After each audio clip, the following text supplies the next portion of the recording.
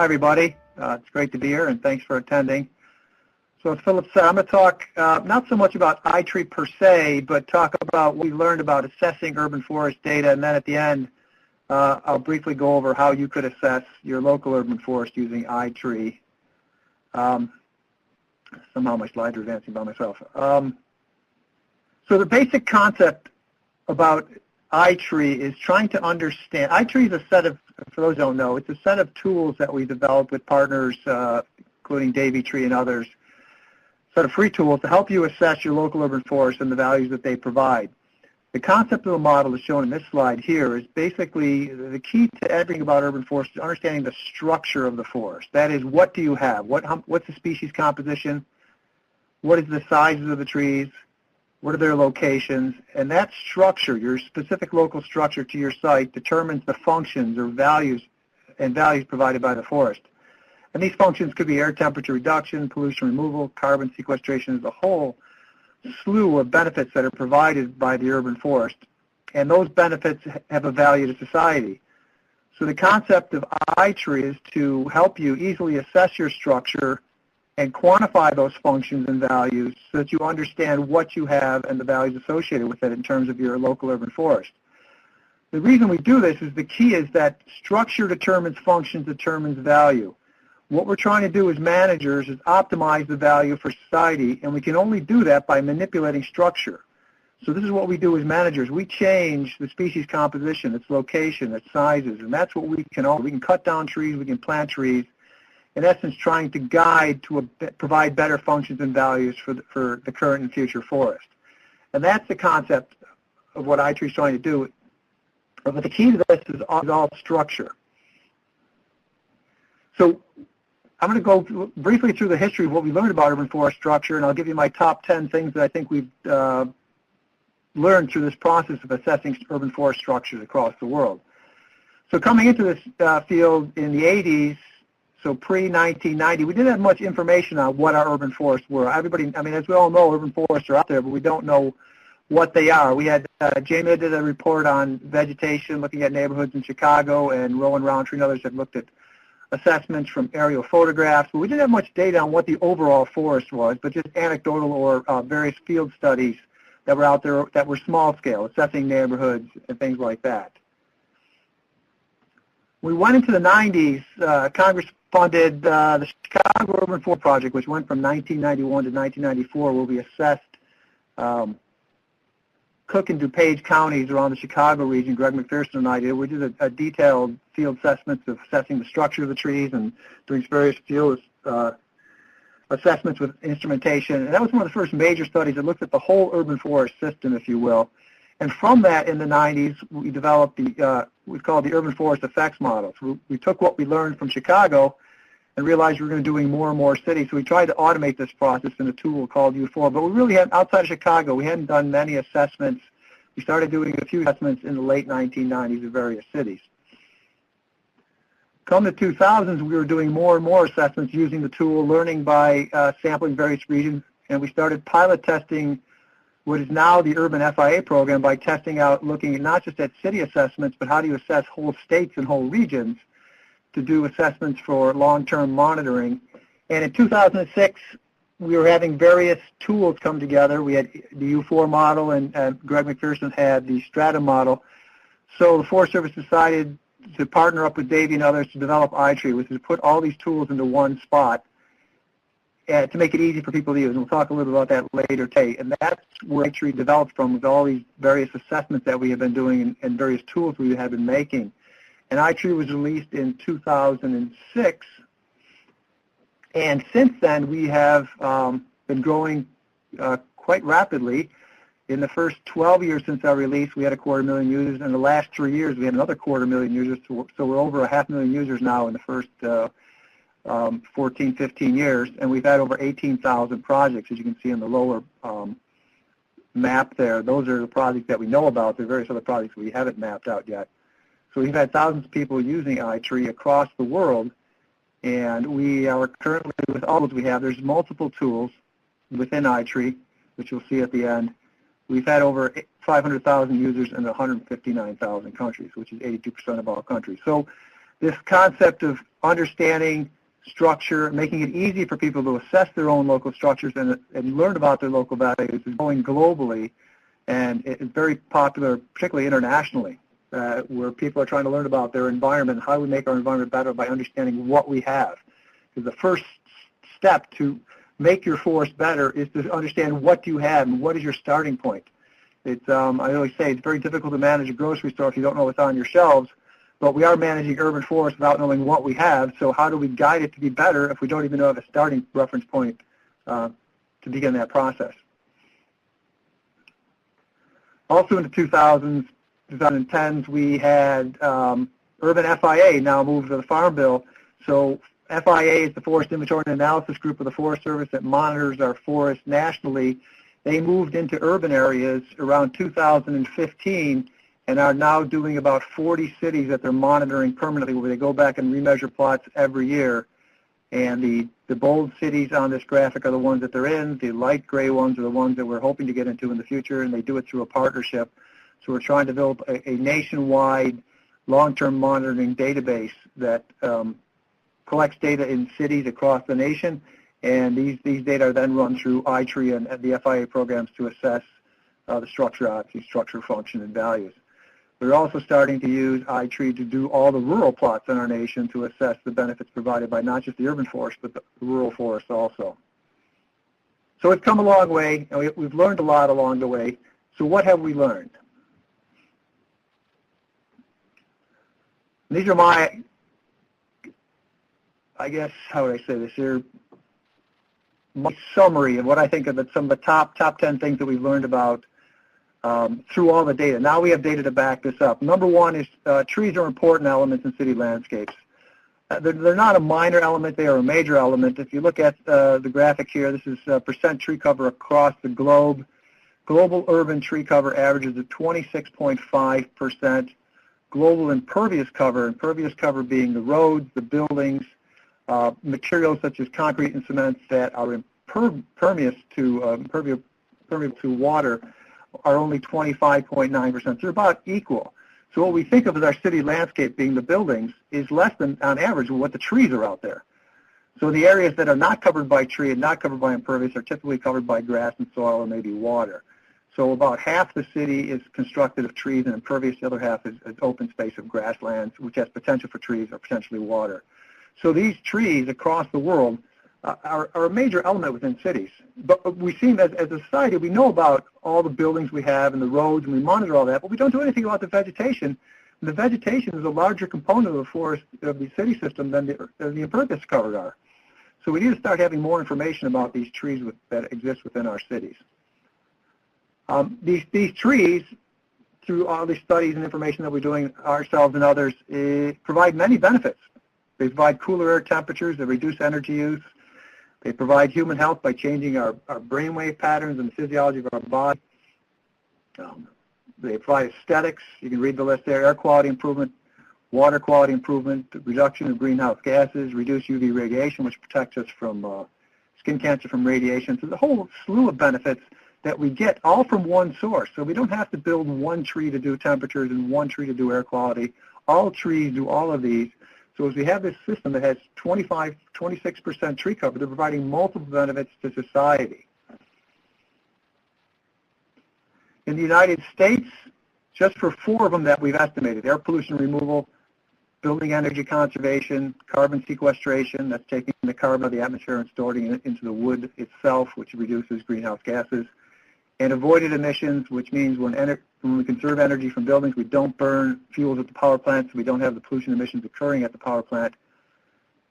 These values total to about over $18 billion annually, just for those 4 that are on that graphic there. There's many that we don't know about, that we haven't assessed yet. We know about them, but they're harder to assess, such as aesthetics and the physiological changes to our body. So conservatively, we're getting $18 billion in return from our urban forest.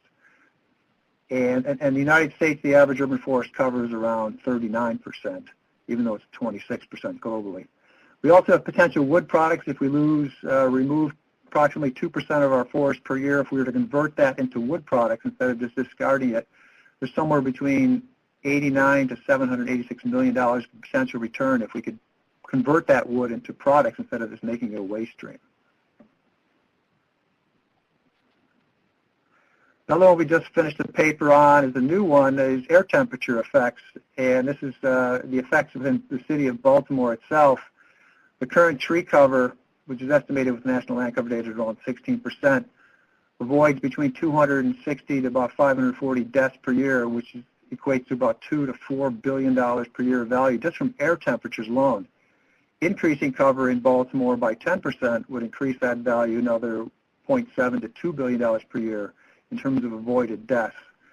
So temperature could be a huge. We're doing a national assessment now to look at temperature effects, but just as the city alone of Baltimore, the impacts of trees reducing air temperature can have a significant impact on human health and mortality, particularly as we're heading to global climate change where temperature will warmer. So there's multiple benefits and multiple values provided by the urban forest. What else have we learned? Street trees are minor elements of the urban forest. When we started out in the 1980s, most of the talk of urban forestry management was about street tree management. Let's look at the street tree population. Let's take street tree inventories. Street trees are important elements of the urban forest, but they are relatively minor elements of the urban forest. Only about 1 in 20 trees nationally are actually street trees. Most of the trees are found in vacant lots or found in private lands. So we need to expand the concept of urban forestry and urban forestry management away from just being public tree or street tree management to try and encompass the whole forest if we want to manipulate or change the values or influence the values across the landscape. As you can see in this graphic, as you get to more heavily populated cities such as Los Angeles, New York, Chicago, others, the proportion of street trees go up because population density goes up and the space for trees off the streets tend to decrease. But most of our cities are not New York, Chicago, or Los Angeles. They tend to be smaller communities where there's more and more vacant space and land and residential lands for trees to grow in. So again, national average is around 5%. What else? Preserving large trees is important. Not all about planting. Preservation of canopy is huge because it takes a long time. If you lose one big tree, it takes a long time to fill that space back up. And the values, most of the values related to trees are related to their leaf surface area. And large trees, let's say over 30 inches, produce about 60 to 70 times more leaves than a small tree less than 3 inches. And it takes a long time for these small trees to reach large trees. So once they're there and they're healthy and doing well, we need to preserve them because the benefits from larger trees are significantly greater than benefits from smaller trees.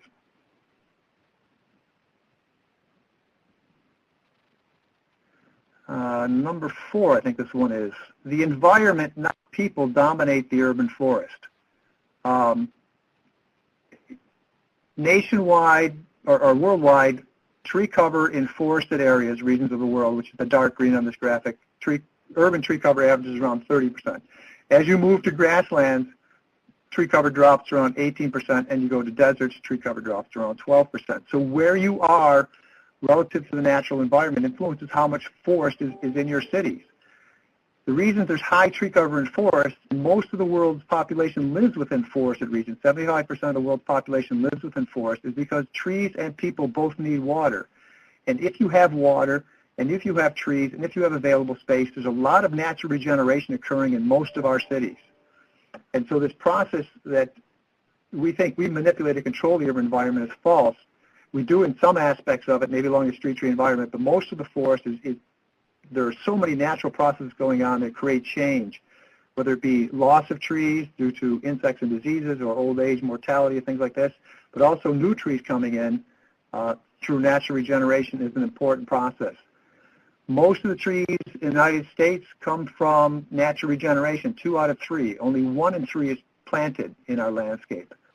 It goes up as you move to more drier regions. The planting rate goes up as you go to drier regions and to cities that are larger, such as Los Angeles, where in Los Angeles, 9 out of 10 trees are planted.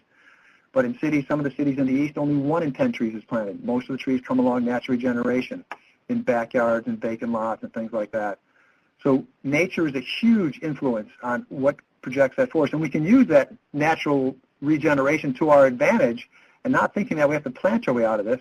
If we stop mowing in many cases, we can create forests by allowing this natural regeneration to occur. It may not be exactly the species that you want, but some sort of species population will regenerate within forests. The influence of desert versus forest on natural regeneration is illustrated in the lower 2 pie charts. And pretty much, this is from U.S. data, across the United States, about 3/4 of the urban forest is within two land uses. It's within residential or vacant lands. And you can see on the left-hand side that those two land uses are pretty much split. About 43% of the total forest cover comes from residential and 37% comes from vacant. You see as you move to deserts, it's 72% from residential and 2% from vacant. And what that pie chart illustrates is the influence of natural regeneration. When you're in forested regions, these vacant lands fill up with trees and create a lot of cover. When you're deserts, not so much. You have very little tree cover within those desert regions. Most of the tree cover in desert cities come from residential because you need to plant. As you move to more forested regions, natural regeneration is huge. So the influence of vacant lots in creating the cover is very important. And as I said before, most of our cities in the United States, over 80% of the population lives within forested regions. We tend not to produce as many cities in deserts and grassland areas just because of the issue of lack of water. We need to have water to sustain our society. So most of our population tends to live where there is water, ample water to supply for human populations. Therefore, we're going to have forest regenerating. Number 5, maybe. I'm not sure what number we're on. You will pay to manage the forest regardless of whether you have trees or not. Because most of our people or most of our cities are within forested regions, natural regeneration is a huge force. Therefore, thinking if I want to reduce costs, therefore I won't manage my urban forest or I won't do anything, doesn't reduce your costs.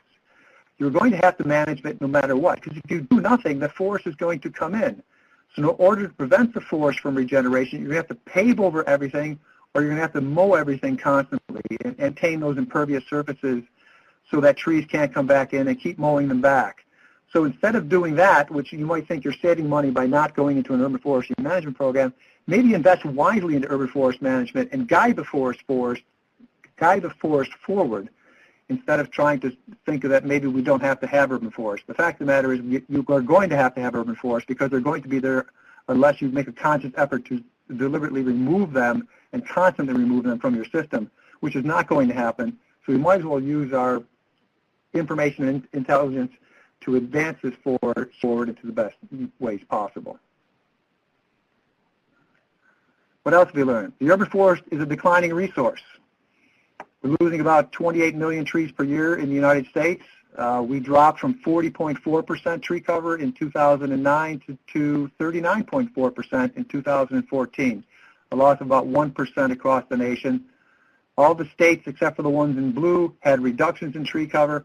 The ones with the non-blue colors but have hash marks were statistically significant declines during that 5-year period. So I think about 24 of the 50 states actually had statistically significant declines, and 47 of the states had declines in tree cover, not all statistically significant. So for the most part, universally, we are having a decline in tree cover. Worldwide, same patterns going on. We have lost about, so that's why I got messed up, about 0.2% tree cover between 2012 and 2017 globally, and an increase in impervious cover of 1.6%. Similar to what we found in the United States, we lost about 1% tree cover and gained about 1% impervious cover. We are tending to have universally increases in impervious cover, again, the roads and buildings, while universally losing some degree of tree cover across the world. Every continent had a decline in tree cover except for Europe, which actually showed a slight increase in tree cover, which shows we can have cover go up even while impervious cover is going up. Number 8, maybe, change is inevitable. The system is always going to be changed. So you think that you're going to build a thick forest, it's not going to happen. We might as well guide change to where we want it to be in the future.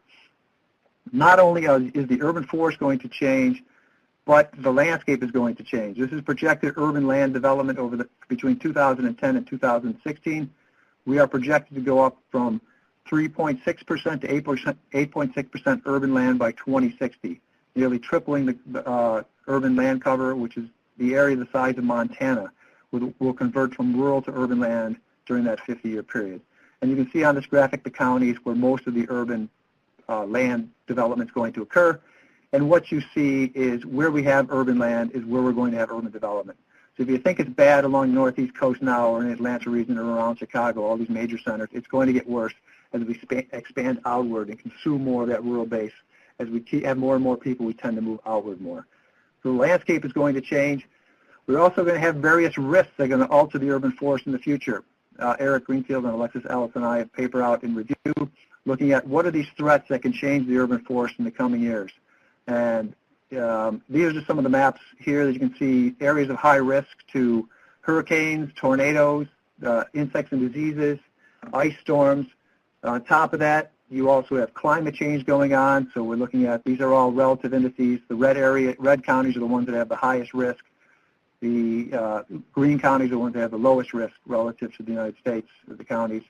So you can see you have temperature changes, precipitation changes, changes in aridity, sea level rise, changes in wildfire and flooding. So all these factors, as climate change comes in, as we have more development going into the future, are things that are going to alter the urban forest along with urban development that we have to get a handle on to understand and also to help better manage the urban forest in the coming years. Number 9, local species and locations relative to people influence benefits, which is obvious, but it's not all about, and not to say this is not important because it is very important, planting the tree, the best tree for the best location so the tree can survive, but also need to expand that out, not only the best tree for the best site so the tree will survive, but put it in the context of what type of a benefit you're going to receive in return.